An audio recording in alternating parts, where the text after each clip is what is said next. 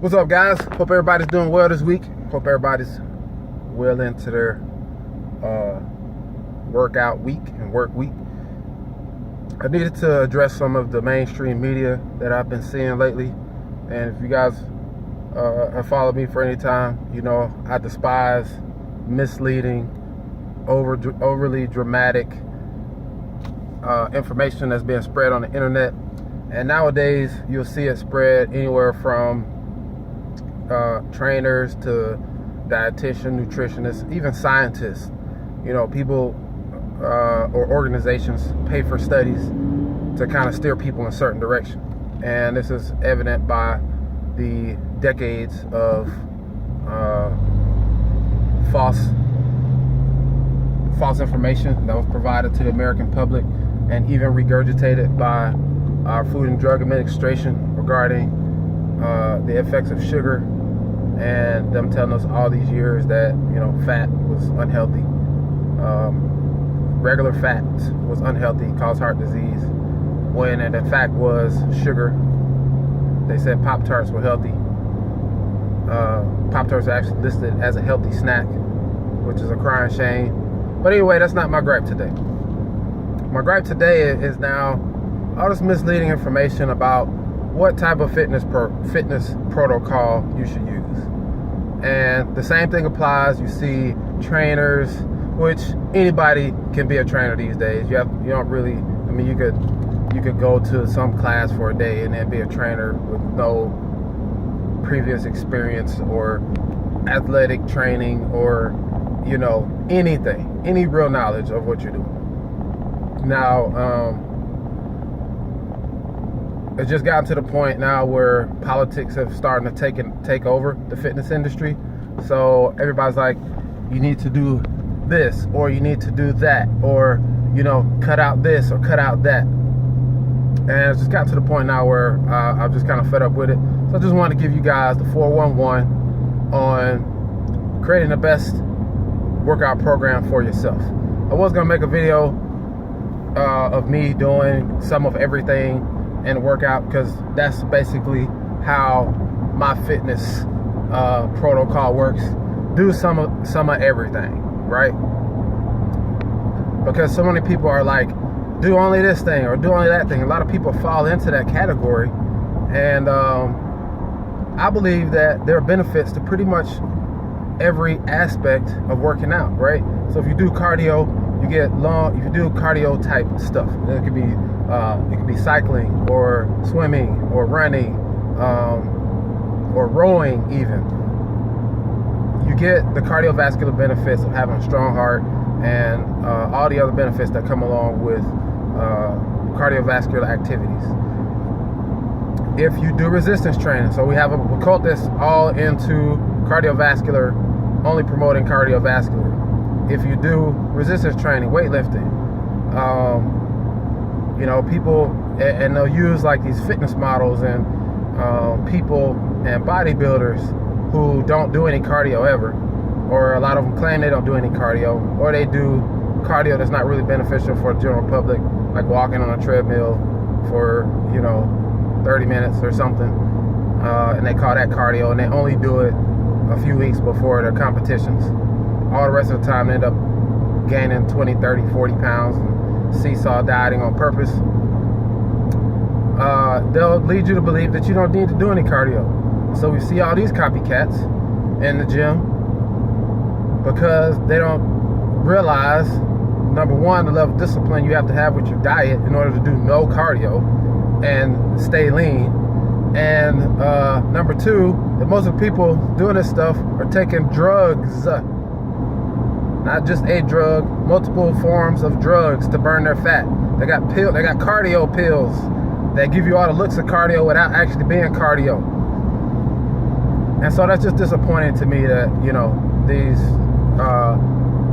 it's just been so divided now. And it's just unrealistic, right? Because there's benefits to pretty much every type of exercise or regimen that you can do. Now, I'm all for cutting out extremes, right? Especially as you get older, I'm all for cutting out extremes. So that means like not running 70 miles a week or 80 miles a week.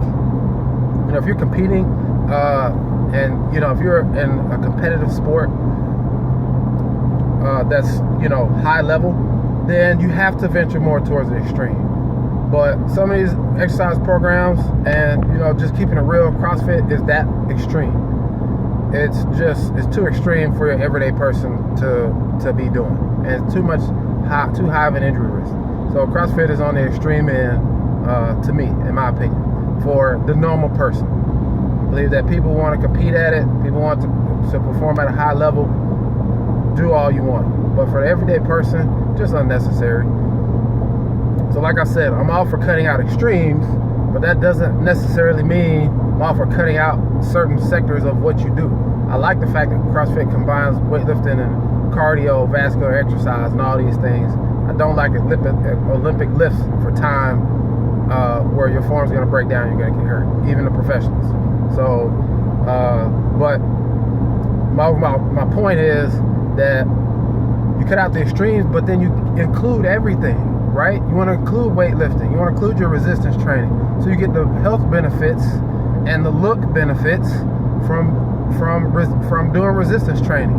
You want to include cardio. You want to include running, right? So you get the cardio and health benefits from doing cardio, and you get the look benefits from doing cardio. And you want to include the flexibility aspect. You want to include yoga and Pilates. You get the core strength from doing Pilates. You get the flexibility from doing yoga. The politics have even made it into how we warm up and stretch. You got these sects that say you don't need to do static stretching. It's going to hinder your performance. Bull crap. Now you got all these kids out here only doing dynamic stretching. They're not getting warmed up. They're not getting flexible at all.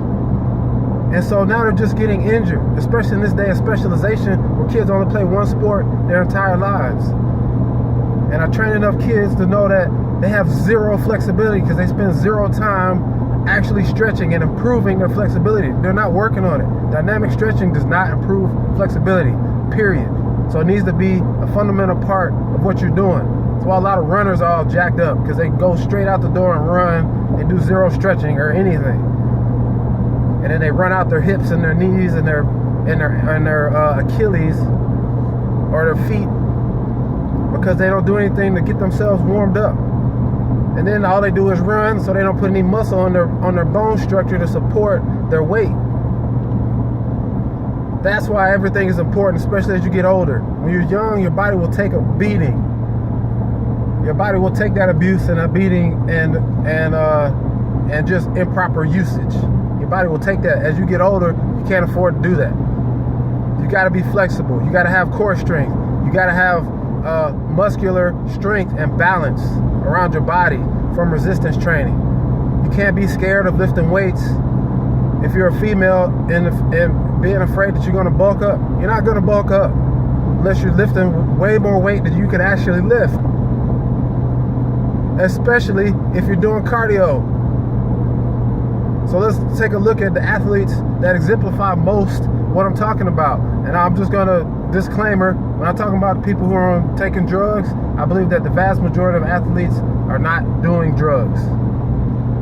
I don't think people are smart enough to get away with it on that large scale of a level. I think there's a select amount of people who are doing the drugs. Now, there's some sports, I think like maybe cycling, maybe baseball, and some years that, they got away with it on a large scale, mostly because they didn't have ways to test or do stuff. But I do not believe that on a large scale, most athletes are doing drugs and steroids, unless you're talking about like bodybuilding or something where, in some groups, everybody who's competing is doing it. Talk about action sports, where you actually do an action when you're competing. But let's look at the athletes that most exemplify body types that people find appealing, right? Let's start with football players. And we're talking about specific ones. All right, obviously, offensive linemen are going to be the sexiest beasts on the planet. They're going to be strong. They're going to be in good shape, but they're going to be built more like a power lifter, right? So a power lifter lifts heavy weight. They're not going to look like a bodybuilder. Bodybuilders lift heavy weight too, but they don't look like a power lifter most of the time. The strongest guys are big, hefty dudes.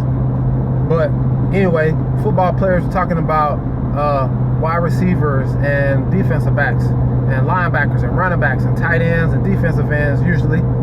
Occasionally a quarterback here and there, one that's athletic. Those are going to be the most appealing physiques that you're going to see. All right, go to your local high school football game or college. Look at the college athletes. A lot of these kids can't afford to be on drugs. Look at their physiques, right? So they're going to be muscular, but they're going to be lean. And so what do? How do they train? They lift weights and they run fast. Simple. They do two things. They lift weights hard and they run fast. All right. Now, if you don't like to, now if you prefer doing some distance running, I mean that's fine, but it's unnecessary. Cardio doesn't have to be long distance running. You can run sprints every day, and it's going to make you more lean. The high intensity aspect of running sprints is going to be more beneficial to fat loss than doing long steady state cardio for the most part. So football players is one example. They lift weights hard and they run fast. All right, let's look at some more athletes. Track and field athletes. I'm not talking about like shot put throwers, or those guys and girls are pretty hefty a lot of times. I'm not talking about long distance runners where the guys are like 120 pounds. I'm not talking about those either. I'm talking about sprinters. I'm talking about 100, 200, 400 meters, maybe even occasional 800 meter runner. What do these guys do? Go look at some training videos for Usain Bolt. He's in there lifting weights. He's doing resistance training. He's building his core and his fast twitch muscles. He's lifting heavy and hard. And the sprinters have the most desirable physiques. Females too. Go to and study a college athlete, a track and field sprint athlete's workout program. You're gonna see what they do. They lift heavy and they run hard. And they do lots of stretching, right? And so on the aspect of stretching, what do you need to do? You need to incorporate all the aspects: foam rolling, static stretching, dynamic stretching. You need to do all of them. Now, when I grew up, we didn't really have foam rollers around. That's fairly new. But we did a lot of static stretching. We did a lot of dynamic stretching. We did both. We did a lot of warming up. It took longer to do the warm up than it did to actually. It took longer to do the warm up separately than it did to do the actual workout. It took longer to do the cool down than it did to do the actual workout. In college, it took like an hour to warm up. And it took like another 30 minutes to cool down. The workout might have been like 20, 25 minutes. But you need to incorporate all of those things. You need to do your foam rolling. You need to do your static stretching. You need to do your dynamic stretching. Don't get into this politic nonsense, and don't put your kids into this politic nonsense about not doing static stretching. That's complete garbage. The kids are not getting flexible enough to prevent injury. If you're not flexible, you get hurt. When you put your body at strange angles and you're sliding and diving and reaching all over the place, you pull muscles, you tear ligaments because you're not flexible. So don't buy into that garbage,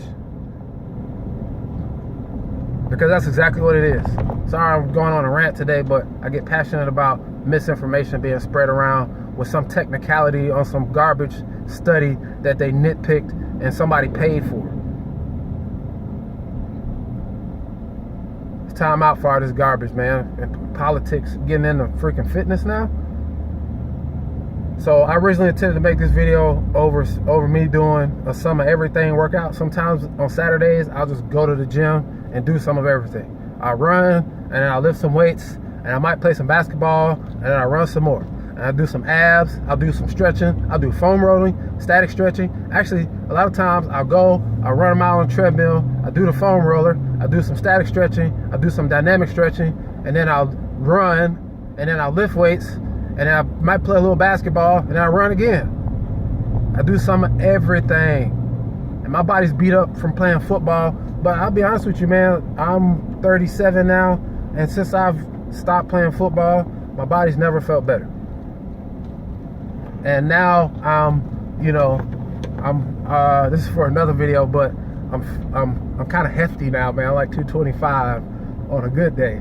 You know, I'm waking up at 227, 228 most days now, but I'm still lean, still good, still feeling good, still running, you know, my mile splits on the times that I want. So guys, don't get caught up in the politics, man. Keep it simple, something that you can sustain and maintain, and stick to your guns, man. Stop buying on all this fad crap with some random expert that somebody got in and told them exactly what they were trying, their agenda that they were trying to get across. So they try to get some validation by somebody who they're probably paid to do the interview, or that they sought out to do the interview based on their misinformation that they published. Don't buy into that stuff, man. And don't put your kids into that garbage either, or they're gonna have to pay the price too.